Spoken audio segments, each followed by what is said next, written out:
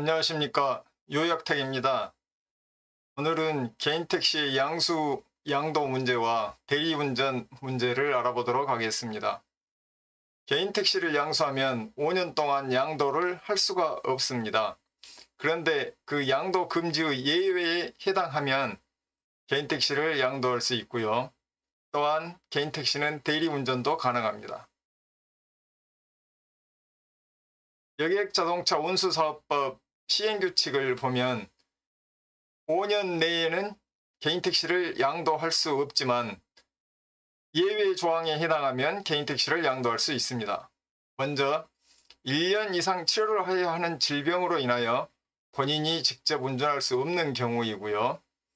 다음에 대리운전이 불가능한 경우, 그리고 이민을 가는 경우에 개인 택시를 매도할 수 있습니다. 그리고 61세 이상인 경우에는 5년 이내라도 개인 택시를 양도할 수 있습니다. 1년 이상 치료를 해야 하는 질병이란 무엇일까요?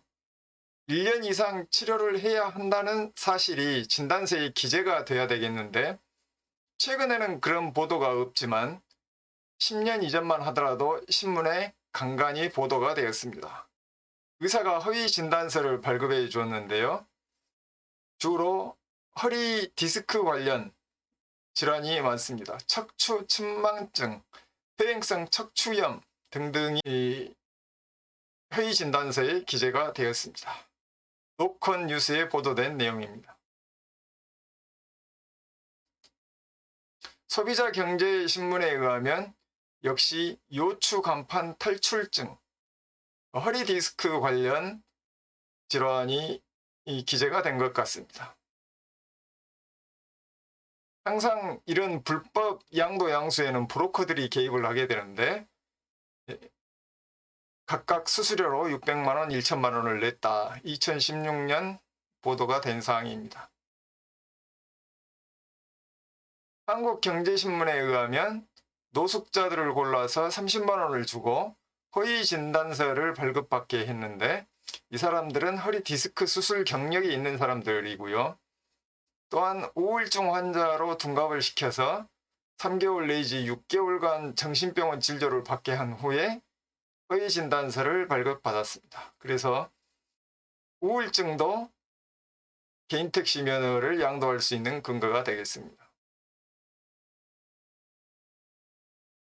의학뉴스의 보도를 보면 경추 추간판 탈출증, 그러니까 쉽게 이해하자면 목 디스크인 것 같은데요. 택시 운전직이 좁은 공간에서 차량에 앉아서 지속적으로 운전을 하기 때문에 허리 디스크와 목 디스크가 많이 생기는데, 이것을 악용한 그런 사례라고 볼 수가 있겠습니다. 제21조 2항에 해당되어 대리운전이 불가능한 경우라는 것을 알아보도록 하겠습니다. 개인 택시는 대리운전도 시킬 수가 있습니다. 먼저 1년 이내에 치료할 수 있는 질병으로 본인이 운전을 할 수 없다면 그 한정된 기간 동안에 대리운전할 사람을 선임해서 신고하고 대리운전을 시킬 수가 있습니다. 두 번째 내용을 보면 조합에서 이사장이라든가 임원, 그러니까 조합장 및 지부장으로 선출된다면 대리운전을 시킬 수가 있습니다. 세 번째 내용은 모범 운전자 단체, 보통 모원회라고 하는데, 여기에 장으로 선출되었는데 급여를 받지 않는다 그러면 대리운전을 시킬 수가 있겠습니다.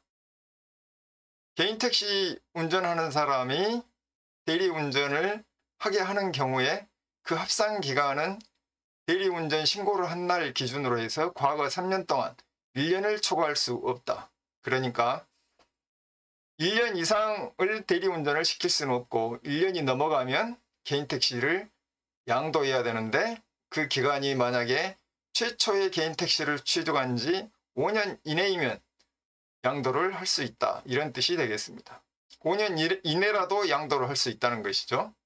해외 이주로 인해서 본인이 운전을 할 수 없으면 해외 이민에 관한 서류를 작성해서 제출하고 또 양도 인가 신청서를 제출하면 되겠습니다.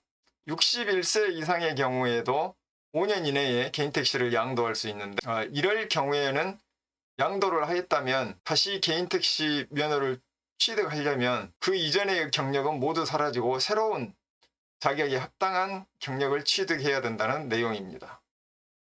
이상의 경우가 5년 이내에 개인택시를 양도할 수 있는 그런 경우가 되겠습니다. 감사합니다. 도움이 되셨다면 구독과 좋아요를 부탁드립니다.